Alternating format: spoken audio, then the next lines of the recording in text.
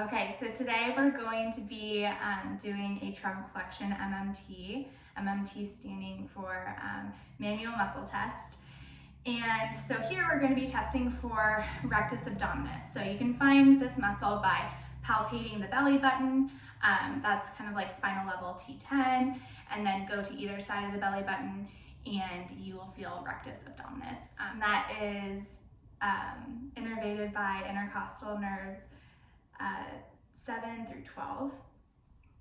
Okay, so we're going to go into testing for grade 5 trunk flexion MMT. So I would instruct the patient to put her hands behind her head like this. Good. And then I would be stabilizing here at the upper thigh to make sure there's no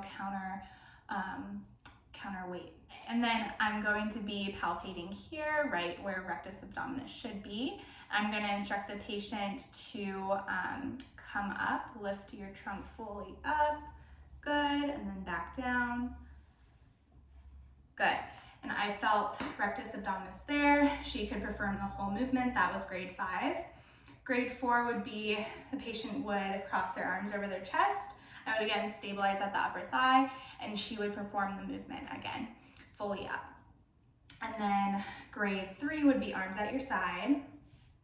Good, and then this would be that the patient would be able to fully come up, making sure the scapula are fully off the floor or table.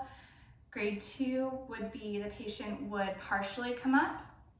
Good, so scapula isn't fully clearing the table. I could still palpate for rectus abdominis. Go ahead and lay back down. And then grade 1 would be the patient's head would only really come up. I can still palpate for the muscle contraction here. And then grade 0 would be no movement. When I palpate, no muscle contraction either. So today we're going to be doing testing range of motion for lateral flexion. I have my patient here standing in a neutral position, and I'm going to have their arms along the lateral thigh here. What I'm going to have them do is side bend to either side, and I'm going to take the measurement here. We want to make sure that the patient's knees are in extension. They can compensate by flexing their knees, bending them a little bit, and then also by rotating their trunk. And then also I want to make sure I have the goni measured correctly.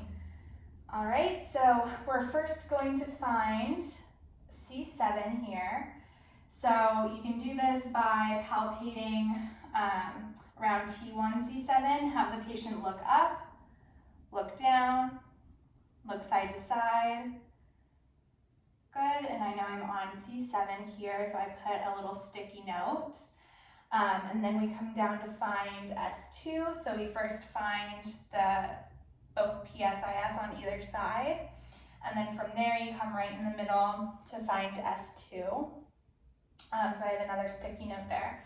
So here we're going to align the fulcrum with S2. I'm going to have the stationary arm perpendicular to the floor and S2, and then the moving arm perpendicular or in alignment with S2 and C7 up here. So from here I'm going to have the patient slide their left hand down their thigh, bending to the left. And then I'm going to realign my goni to make sure it's in line with both points here, as you can see. Good, and go ahead and relax. So that's at 40 degrees. And then let's do the same thing, but to the right side now. So go to your right.